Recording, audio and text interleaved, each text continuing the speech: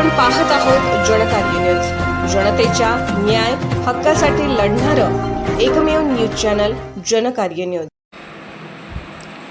अनधिकृत रेपो एजंटाकडून वाहन धारकांना रस्त्यात अडवून वाहने जप्त करण्याच्या बेकायदेशीर प्रकारांवर कारवाई करा।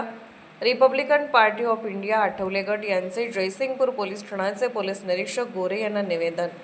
अनेक फायनान्स कंपन्यांच्या नावाखाली काही रेपो एजंट वाहन धारकांना रस्त्यात अडवून धमकावून जबरदस्तीने व शिवीगाळ करून दुचाकी व चारचाकी वाहने ताब्यात घेतली जातात।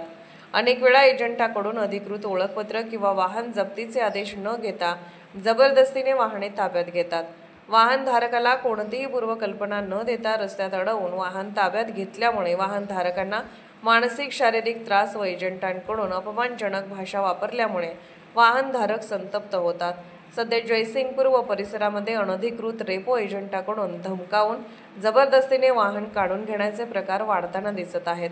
त्यामुळे अनधिकृत रेपो एजंटकडून वाहनधारकांना रस्त्यात अडवून वाहने जप्त करण्याच्या बेकायदेशीर प्रकारांवर कारवाई करण्याबाबत तसेच अशा घटनांची तक्रार प्राप्त झाल्यास त्वरित गुन्हा नोंदवून तपास करावा असे जयसिंगपूर पोलीस ठाण्याचे पोलीस निरीक्षक गोरे यांना निवेदन देण्यात आले।